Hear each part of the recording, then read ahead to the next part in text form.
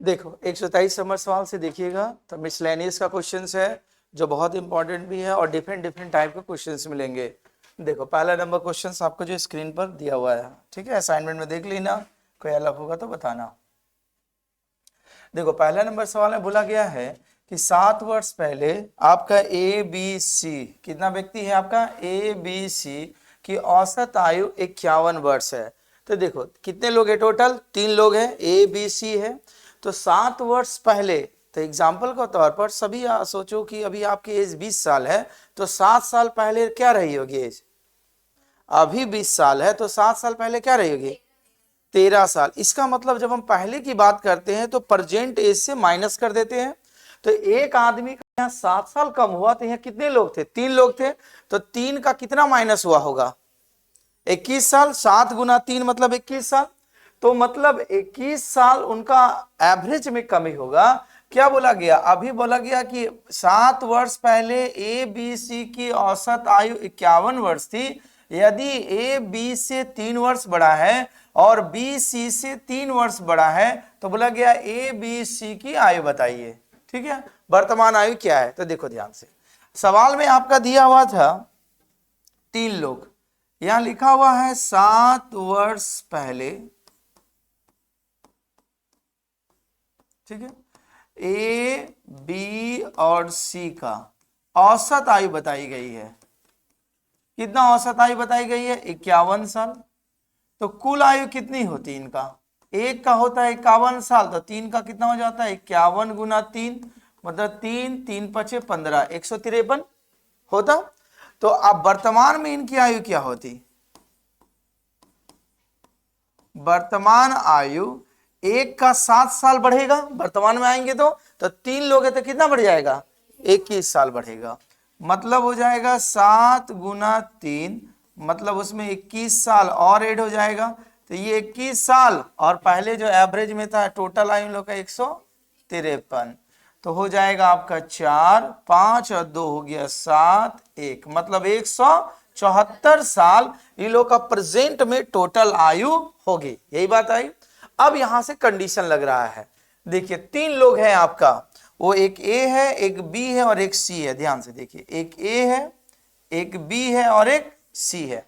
सवाल में बोला गया ए जो होता है बी से 3 साल बड़ा होगा, इसकी जितनी आयु होगी ये इससे 3 साल बड़ा होगा, ठीक। और बी जो होता है सी से 3 साल बड़ा है, तो बी जो होगा सी से 3 साल, तो अगर इसकी एक्स है तो इसकी आयु कितना हो जाएगा एक्स प्लस 3 हो जाएगा, 3 साल बड़ा है। तो यार ए जो होता है बी से पहले ही 3 साल बड़ा है, तो इसकी आयु क्या हो जाएगा एक्स प्लस 3, तो मतलब हो जाएगा कितना एक्स प्लस 6 होगा, ये यही होगा आपका। तो हमारा बन गया कि ए का आयु अगर x प्लस 6 होगी तो बी का आयु कितना होगा x प्लस 3 और सी का आयु x, यही होगी। अब आइए, अब हम लोग क्या लिख सकते हैं यहां पर, अकॉर्डिंग टू द क्वेश्चन लिख सकते हैं क्या, अगर तीनों का आयु को जोड़ेंगे तो वो एज कितना के बराबर होगा 174। तो चलिए जोड़ा जाए, x x x कितना हो जाएगा आपका 3x। अब यहां जोड़ेंगे 6 और 3 कितना हो गया 9, तो प्लस 9 बराबर हुआ 176, सॉरी 174, इधर माइनस कर देंगे तो कितना हो जाएगा 3x में 174 माइनस 9 मतलब हो जाएगा 165, 165 आएगा। तो 3 का पहाड़ा से काट दीजिए, 3 का पहाड़ा से काट देंगे कितना 5 5 55, तो x का वैल्यू क्या निकला आपको, तो हमें x का वैल्यू 55 निकल गया। तो आपसे सवाल में पूछा गया था कि वो तीनों ए बी सी की वर्तमान आयु बताइए, तो ये जो हम लोग निकाले थे तो वर्तमान में निकाले थे सारा आयु, तो x बराबर आपका कितना निकला 55, तो इसमें 55 ऐड कर देंगे तो कितना हो जाएगा 55 प्लस 6 61 साल के ये होंगे। इसमें कितना x बराबर 55 में 3 जोड़ देंगे तो कितना साल के होंगे ये 58, फिर x बराबर तो आपका 55 ही है, तो उन तीनों का आयु क्या हो जाएगी, एक का 61 साल, दूसरे का कितना 58 साल और तीसरे का कितना होगा 55 साल। तो देखो कोई ऑप्शन में दिया हुआ है, ऑप्शन नंबर ए में लिया हुआ है 61 58 और 55। कॉन्सेप्ट समझ में आया, नोट करो।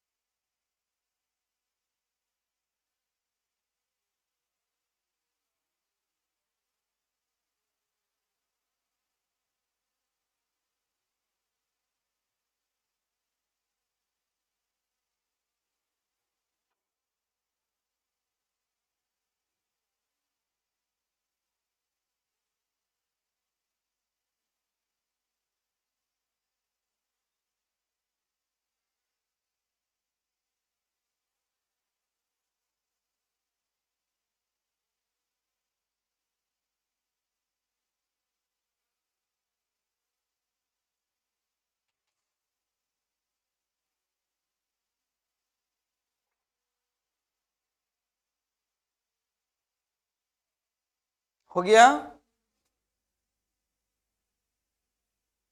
देखो आगे,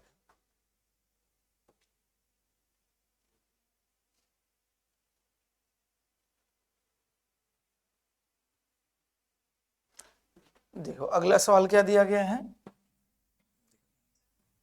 देखो क्या लिखा गया है, बोला गया है सवाल में कि 24 मई 2008 को दिल्ली, कोलकाता और मुंबई का अधिकतम तापमान क्रमशः 15 डिग्री सेल्सियस, 33 डिग्री सेल्सियस और आपका 34 डिग्री सेल्सियस दर्ज किया गया। चेन्नई का अधिकतम तापमान क्या होगा यदि इन शहरों का औसतन अधिकतम तापमान 45 डिग्री सेल्सियस है, मतलब सॉरी 35 डिग्री सेल्सियस है। तो आपका लिखा हुआ है पहले 3 शहर का दिया हुआ था, ठीक है, और बाद में एक चेन्नई को ऐड कर दिया, एक शहर और ऐड किया ना। चेन्नई को जब ऐड किया तो वो कितने टोटल शहर हो गए, पहले थे दिल्ली, कोलकाता, मुंबई, एक चेन्नई को ऐड कर दिया तो कितना हो गया 4, और 4 का एवरेज बता दिया गया 35 डिग्री सेल्सियस है। तो 4 शहर का हमें टोटल तापमान पता चल जाएगा, और आपका 3 शहर का अलग अलग तापमान बताया गया है। दिल्ली का बताया गया है, कोलकाता का बताया गया और मुंबई का बताया गया है। दिल्ली का 35 डिग्री सेल्सियस, 33 डिग्री सेल्सियस और आपका 34 डिग्री सेल्सियस दिया गया है।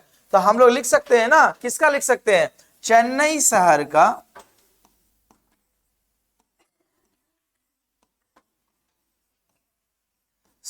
का अधिकतम तापमान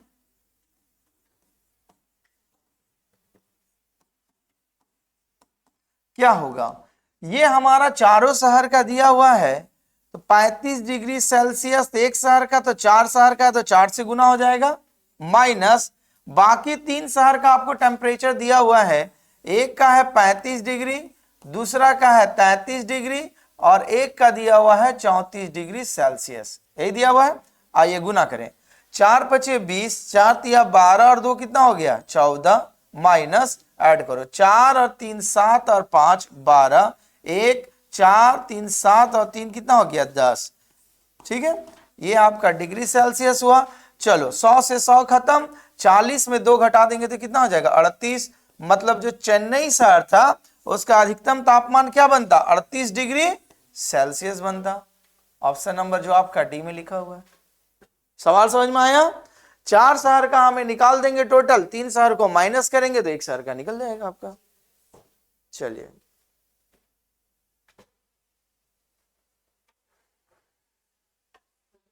चलिए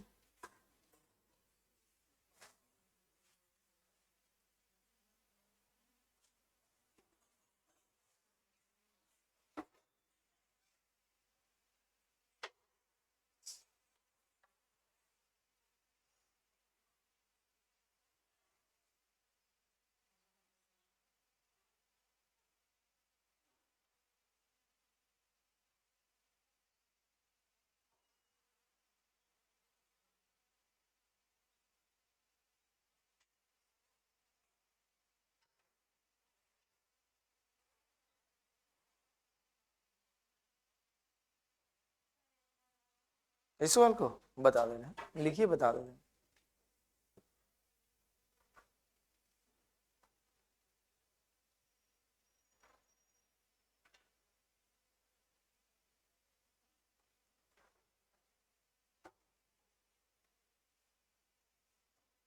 देखिए सवाल क्या दिया हुआ है, केवल एक भाषा में लिखा गया है, ध्यान से समझना है। सवाल आपका बोल दिया गया था कि आपका ये डेट मेंशन किया गया है कि 24 मई 2008 को बोला गया है दिल्ली, कोलकाता और मुंबई का अधिकतम तापमान जो रिकॉर्ड किया गया है, एक का 35 डिग्री सेल्सियस, एक का 33 डिग्री सेल्सियस और एक का 34 डिग्री सेल्सियस। तीनों शहर का अलग अलग तापमान बताया गया है। तो हम इन तीनों को ऐड कर देंगे तो तीनों का टोटल तापमान निकल जाएगा। अब आगे सवाल बोला गया है कि चेन्नई का अधिकतम तापमान क्या होगा, माने चेन्नई का मैक्सिमम टेम्परेचर क्या होगा यदि इन शहरों के मतलब दिल्ली, कोलकाता, मुंबई को भी शामिल कर लिए हैं और आप तक चेन्नई भी आ गया, तब जाकर के सभी शहर का औसत तापमान 35 डिग्री सेल्सियस बताया गया है।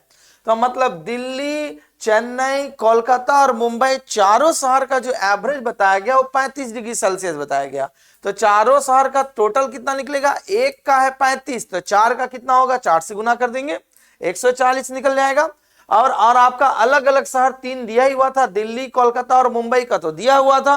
तो दिल्ली, कोलकाता, मुंबई में से अगर घटा देंगे दिल्ली, कोलकाता, मुंबई, चेन्नई वाले में से, तो हमारा चेन्नई का टेम्परेचर निकल जाएगा। तो चेन्नई का टेम्परेचर कितना निकलेगा, 38 डिग्री सेल्सियस। ठीक है, चलो देखो आगे। इसके बाद देखिए सवाल क्या दिया हुआ है। देखो कॉन्सेप्ट को समझोगे सवाल का, खाली कॉन्सेप्ट को समझना है। सवाल बहुत ही छोटा है और बहुत ही आसान है, ध्यान से देखिए। सवाल में लिखा हुआ है 12 संख्याओं का औसत 9 है। 12 वो क्या संख्याएं आपको नहीं पता है, लेकिन जो भी 12 संख्या रही होगी उनका एवरेज बता दिया गया। कितना बता दिया गया, 9 बता दिया गया। बोला गया यदि प्रत्येक संख्या को 2 से गुना किया जाए, वो जो भी संख्या रहेगी अगर उसमें 2 से गुना कर दिया जाए और 3 जोड़ दिया जाए तो संख्याओं के नए सेट का औसत क्या होगा, पूछा गया है। ठीक, अब ध्यान से समझना, जो कॉन्सेप्ट देने जा रहे हैं 100% ये सारे लॉजिक पर लगेगा। आपका शुरू में एवरेज बताया गया था और अंत में भी आपसे एवरेज ही पूछ दिया गया है। तो जब एवरेज दिया हुआ है और लास्ट में एवरेज ही पूछेगा और केवल उसमें कैलकुलेटिव पार्ट होगा, तो जो चेंज होगा वही चेंज आप केवल एवरेज में बदल दीजिए, बस वो नया एवरेज निकल जाएगा। फिर से सुनिए, आपका सवाल में एवरेज दिया हुआ है, फिर उसमें चेंज बोला गया। चेंज करने का मतलब प्रत्येक संख्या को 2 से गुना कर दिया जाए, फिर उसमें 3 जोड़ दिया जाए तो नया एवरेज क्या होगा। तो एवरेज था, बीच में कैलकुलेशन करने के लिए बोला गया और फिर एवरेज बोला गया।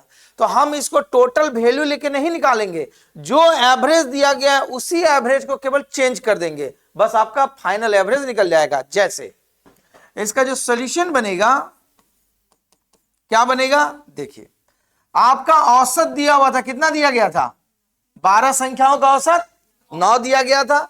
फिर बोला गया कि यदि प्रत्येक संख्या में 2 को गुना कर देंगे, तो एवरेज में 2 से गुना कर दिए और बोला गुना करने के बाद प्रत्येक में क्या करना है, 3 जोड़ देना है।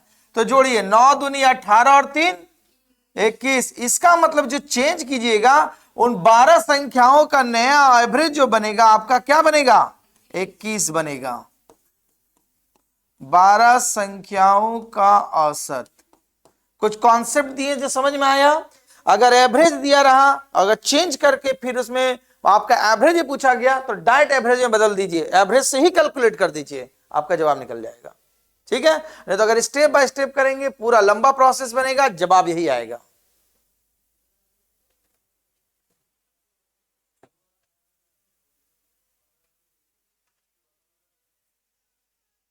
बोलो, दिक्कत है तो बोलो। रोहित स्लाइडर पर लगा दो। नहीं,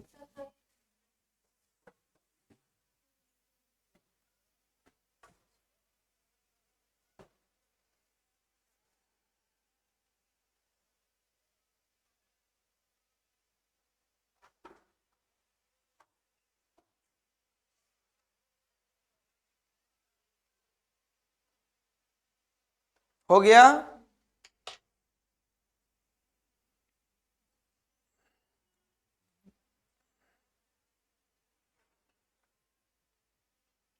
देखो आएगा सवाल देखिए क्या दिया हुआ है। ये सवाल से आप लोग भली भांति परिचित हैं। देखिए सवाल में लिखा हुआ है क्या, एक विद्यालय के 5 विद्यार्थियों की औसत आयु 14 वर्ष है। विद्यार्थियों तथा गणित और विज्ञान के अध्यापक की औसत आयु 30 वर्ष है। यदि विज्ञान के अध्यापक की आयु गणित के अध्यापक की आयु से 6 वर्ष अधिक है, तो सवाल में पूछा गया आपसे गणित के अध्यापक की आयु वर्ष में ज्ञात कीजिए, ये बोला गया। ठीक है, तो जब हम जिस क्लास में पढ़ रहे थे, सपोज दैट उसमें स्टार्टिंग में कितने स्टूडेंट थे, 5, तो उस 5 का एवरेज आपको बताया है, कितना बताया गया, तो एक का 14 साल, तो 5 का कितना होगा, 14 5 70 हो जाएगा। यहां तक तो कोई दिक्कत नहीं। अब आगे बोला गया, अब 5 थे, उसके साथ 2 टीचर्स के भी एज को शामिल कर लिया एवरेज। कौन कौन सा? मैथ का और एक साइंस का टीचर। तो पहले 5 मेंबर थे, 2 और शामिल हो गए, तो टोटल कितने हो गए? 7 हो गए। अब 7 का एज औसत में कितना बता दिया गया? 30। तो एक का 30 साल, तो 7 का कितना हो जाएगा? निकल जाएगा 30 गुना 7, मतलब 210 साल आपका निकलेगा। तो 210 साल इधर निकला और इधर 14 25 70 निकला। तो 210 में अगर 70 घटा दीजिएगा तो 140 आएगा। तो 140 जो आपका निकला वो क्या निकला? टीचर्स का निकला, क्योंकि हमने विद्यार्थी का 5 विद्यार्थी को तो घटा दिया। तो हमारा निकला 140, और वो 140 किसका किसका एज है मिला करके? एक गणित का टीचर और एक साइंस का टीचर मिला करके। अब इन दोनों में झगड़ा है। इसमें दोनों में झगड़ा क्या है? तो बोला कि अब विज्ञान के अध्यापक का जो आयु है वो आपका आयु जो होगा गणित के अध्यापक की आयु से कितना साल बड़ा है आपका? 6 साल आपका बड़ा होगा। हेलो हेलो, हाँ बोलिए। नहीं नहीं, क्लास होगा उसके बाद टेस्ट होगा। हाँ हाँ। तो देखिए, तो यहां पर जो बोला गया, तो ये बोला गया कि आपका, तो आइए हम लोग इसके स्टेप बाय स्टेप करेंगे। तो देखेंगे अकॉर्डिंग टू द क्वेश्चंस, लिखेंगे 5 विद्यार्थियों के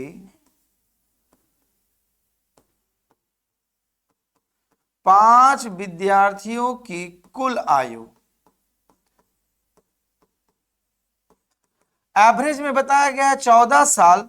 तो टोटल आयु 5 से गुना करेंगे तो कितना होगा? 14 पचे 70 साल। ठीक है।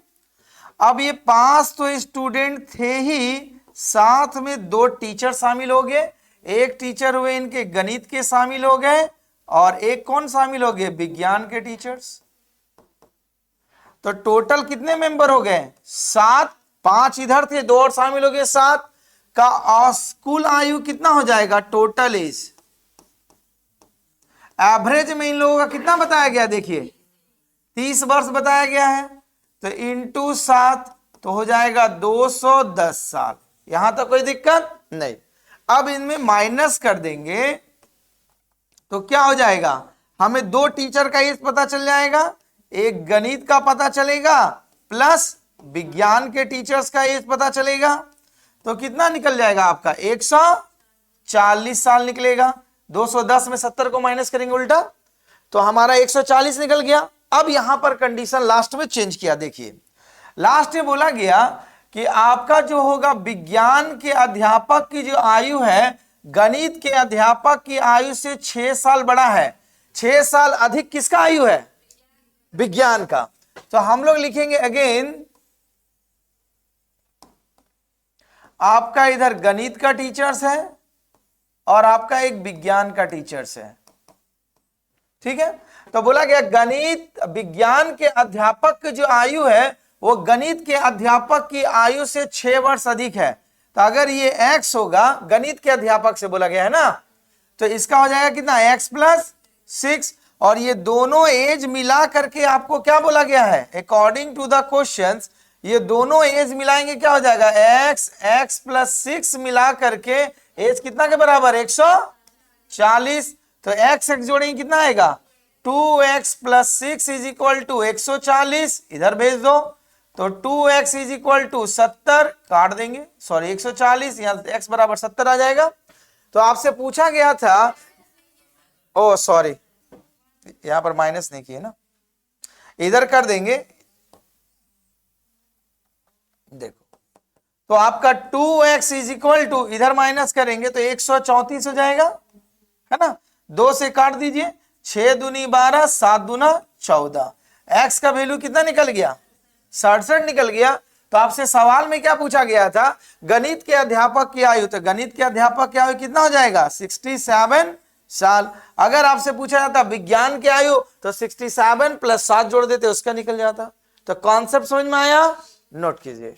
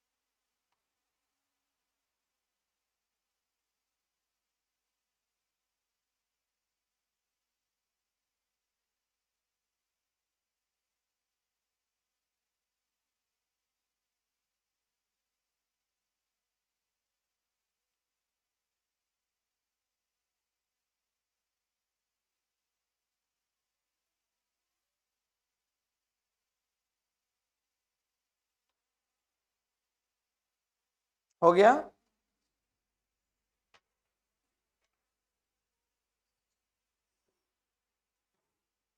देखो आगे, आगे सवाल क्या दिया गया है, देखिए 127 में लिखा गया है आपका, बोला गया तीन संख्याओं का औसत 77 है, उनमें से पहली संख्या अन्य दो संख्या के योग का 3/4 गुना है।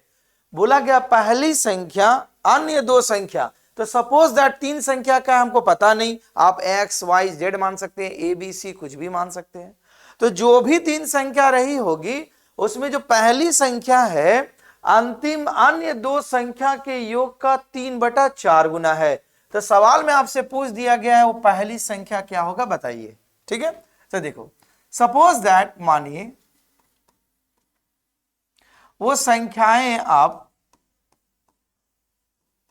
तीन संख्याएं बोला गया है, तो आप अगर एक को ए मान रहे हैं, एक को बी मान रहे हैं, तो एक को सी मान रहे हैं, तीन संख्या मान लिए। तो सवाल में बोला गया तीनों संख्याओं का औसत, तो हम लिखेंगे a प्लस बी प्लस सी का कुल मान, टोटल वैल्यू।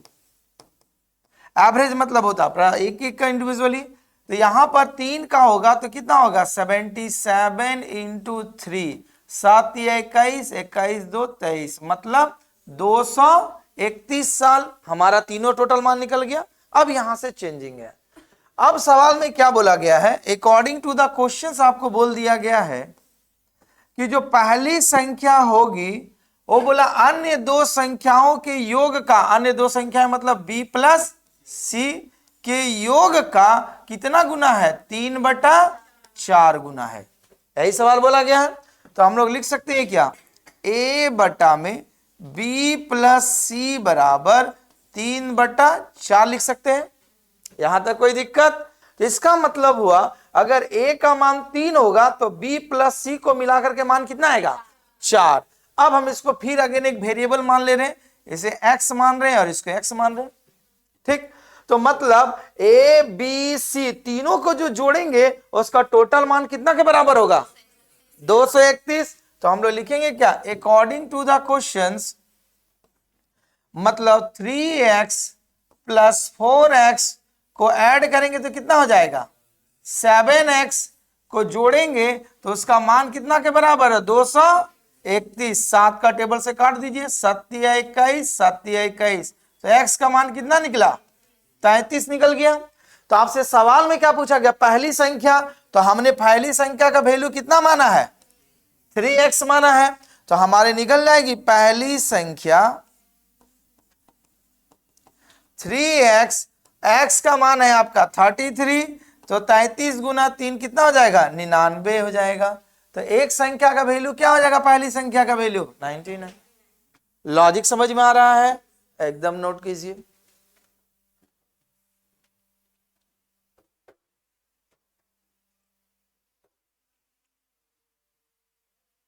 नहीं समझ में आएगा बोलोगे,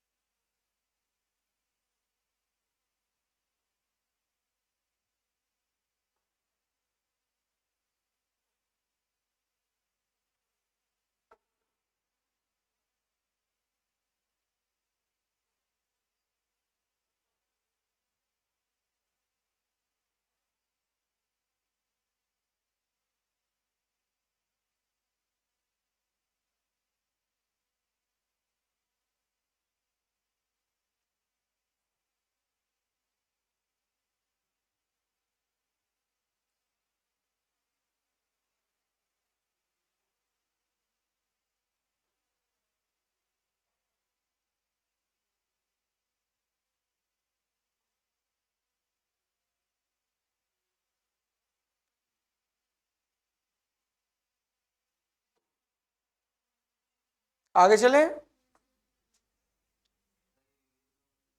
विविध मतलब होता है मिसलेनियस, मतलब जितने भी सवाल उस टॉपिक में है उसके अलावे कुछ कुछ सवाल जो होते हैं वो ग्रुप में नहीं आते, अलग टाइप के में भी हो सकते हैं, उसी को बोलते हैं मिसलेनियस।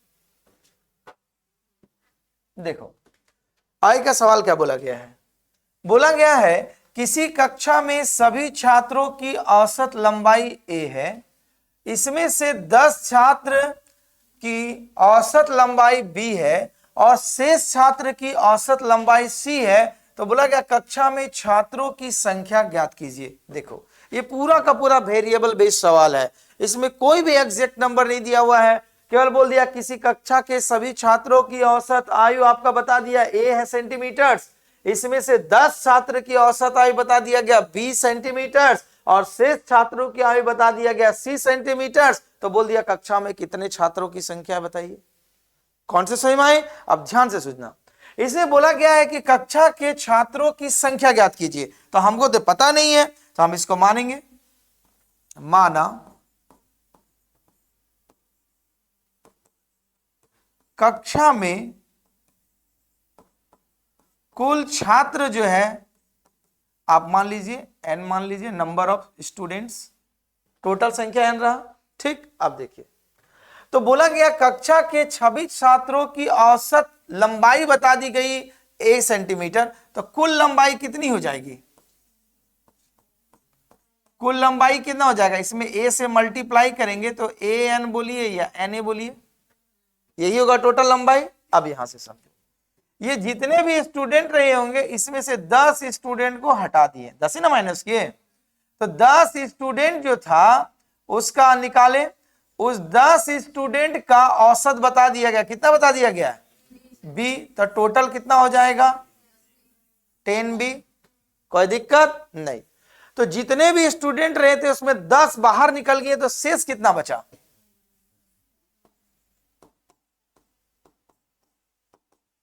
शेष आपका बचा n-10, यही बचा, और उसका एवरेज बता दिया गया, शेष छात्रों की औसत लंबाई क्या बता दी गई, तो कुल लंबाई कितना हो जाएगा, इसमें c से मल्टीप्लाई करेंगे n-10 इंटू सी, यही टोटल लंबाई निकलेगा, ठीक। तो ये जितने सारे स्टूडेंट हैं इन सभी का जो टोटल लंबाई होगा वो हमारा लंबाई कितना होगा, an की लंबाई के बराबर होगा, है ना होगा। अब आइए इसका सॉल्यूशंस कर रहे हैं, इसका सॉल्यूशंस को इधर कर दे रहे हैं। तो देखिए लिखा गया आपका सवाल में 10b प्लस, फिर उसके बाद लिखा गया है n-10 into C is equal to an की लंबाई के टोटल के बराबर है। आइए हमें वैल्यू क्या चाहिए, सवाल में बोला गया छात्रों की कुल संख्या ज्ञात कीजिए, तो कुल संख्या हमने कितना माना है, हमें n का वैल्यू चाहिए। आइए तो हमें इसको मल्टीप्लाई करेंगे तो आएगा 10b plus nc minus 10c बराबर, यहां पर भी लिख लो na, अगर ऐसे चेंज करोगे तो। अब आइए हमें n को इधर ले जाना है, तो हमारा क्या होगा 10b minus 10c is equal to na minus nc, ठीक है।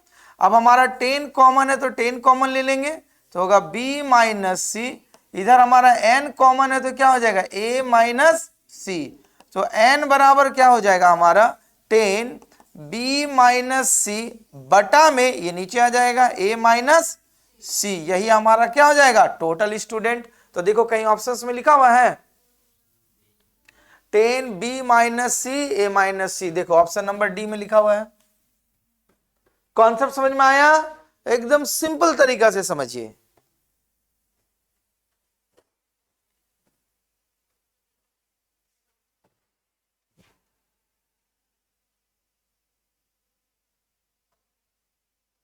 बोर्ड दिख रहा है ना, नहीं दिखेगा तो बोलोगे अगर रिफ्लेक्शन होगा तो।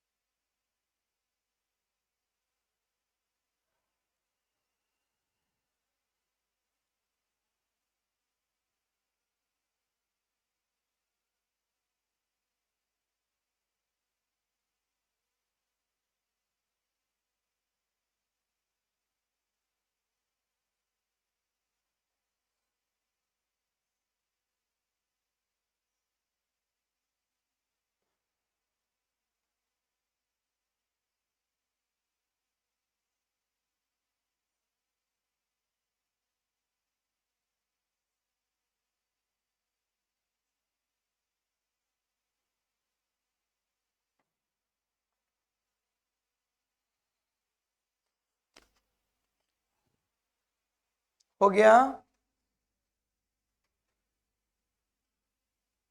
देखो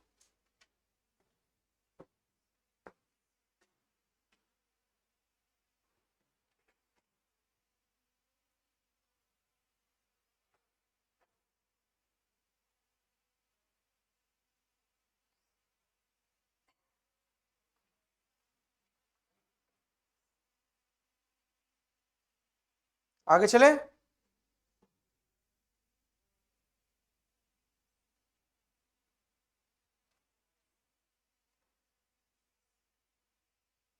अभी सारे लोगों का न्यू ईयर खत्म नहीं हुआ है ना।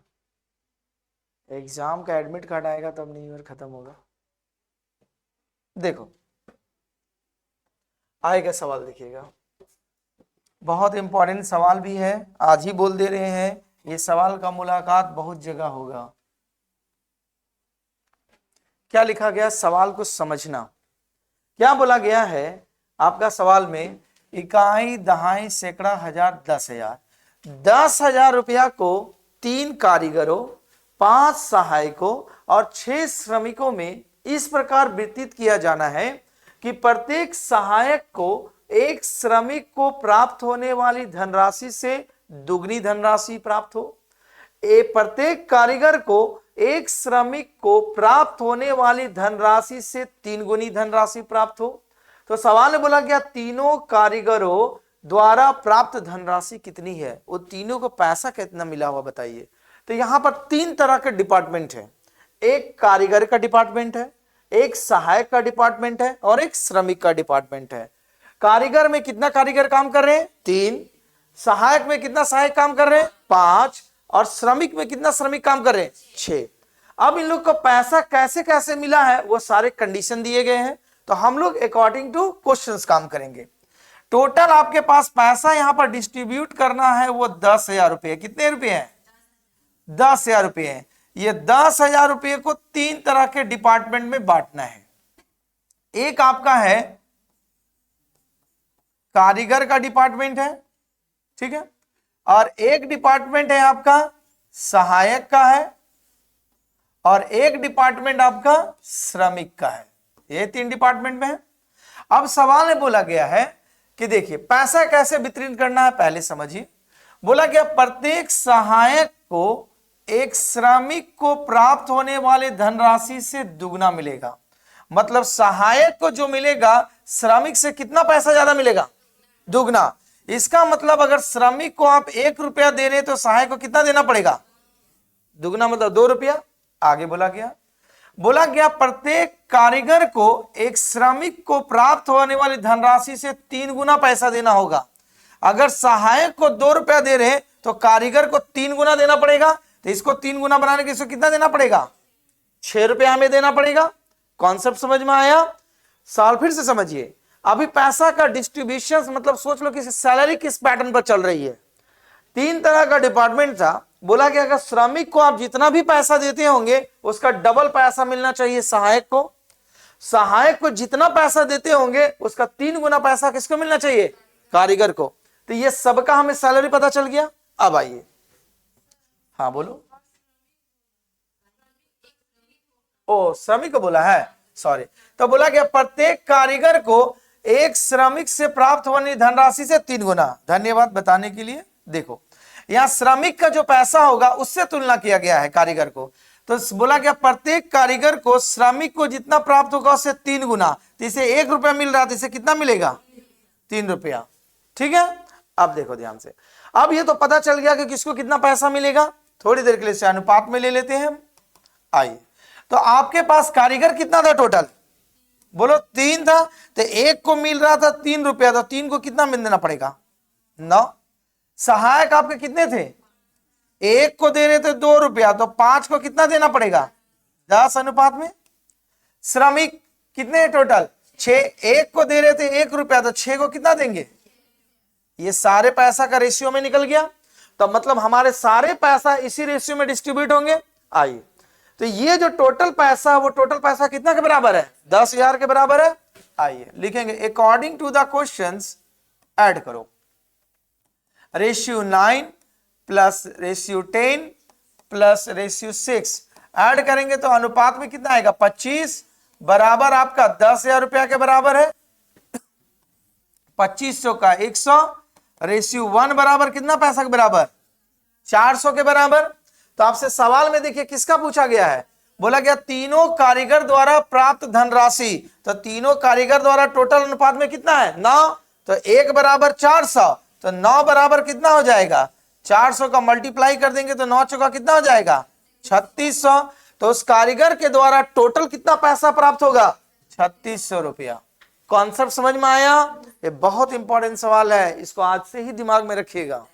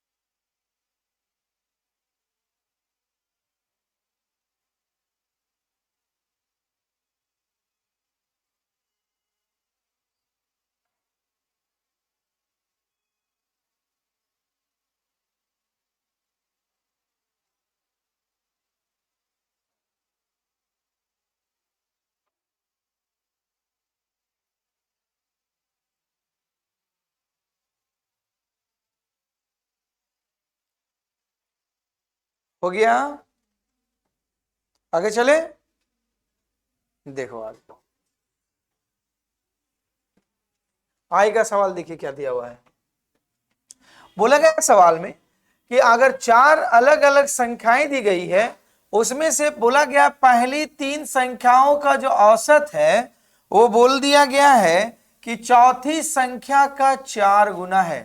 बोला गया पहली 3 संख्याओं का जो औसत होगा वो चौथी संख्या का कितना गुना के बराबर होगा आपका 4 गुना के बराबर होगा। और आगे बोला गया है सभी 4 संख्याओं का औसत बता दिया गया 52 है। कितना बता दिया गया 52 है। तो बोला गया सवाल में कि पहली 3 संख्याओं का औसत ज्ञात कीजिए। ठीक है, तो देखो 4 संख्या जो भी रहेगी हमें पता नहीं, पहला दूसरा तीसरा चौथा ही है। हम इसे मान लिए ए बी सी डी, 4 अलग अलग संख्या मान लिए। तो बोला गया 4 संख्या, उसमें से बोला गया पहली 3 संख्या मतलब a प्लस बी प्लस सी, यही होगा। a प्लस बी प्लस सी का जो औसत है वो बोला चौथी संख्या का, चौथी संख्या बोले तो d का कितना गुना के बराबर है 4 गुना के बराबर है। ठीक है, देखिए तो बोला गया पहली 3 संख्या का औसत, तो 3 संख्या है तो एवरेज निकालेंगे तो 3 से भागा देना पड़ेगा तभी तो औसत निकलेगा।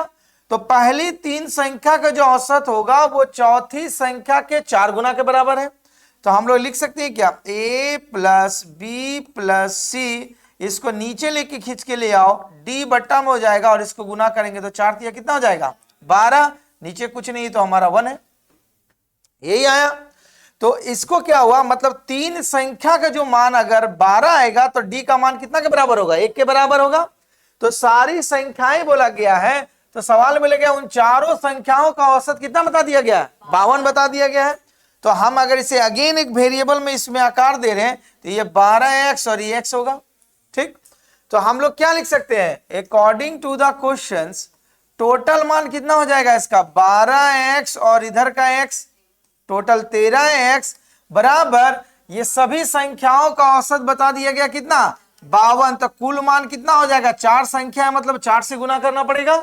ठीक है, तो ये हमारा हो जाएगा 13x इज इक्वल टू 52 गुना 4, काट देंगे 13 चौका 52, तो x बराबर क्या मान निकल गया, 16।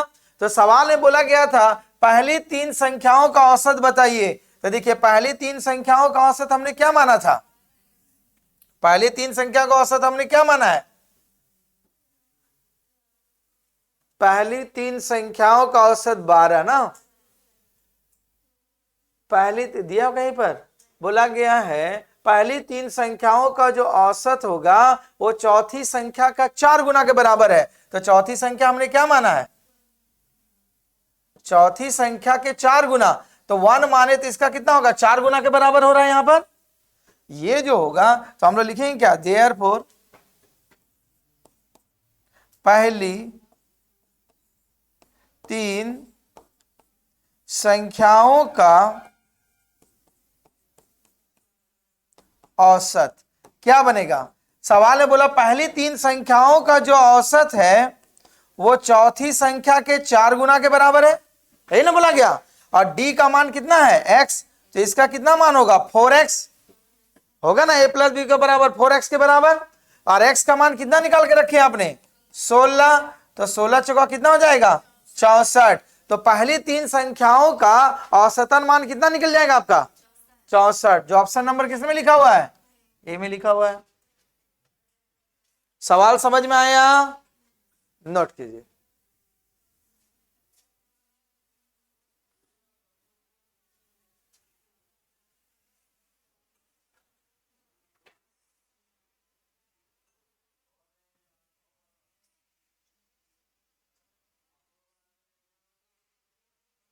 ठीक है, सारे सवाल को नोट कीजिए, इसके सारे सवाल प्रैक्टिस करके जरूर आइएगा, कल पूछेंगे। धन्यवाद।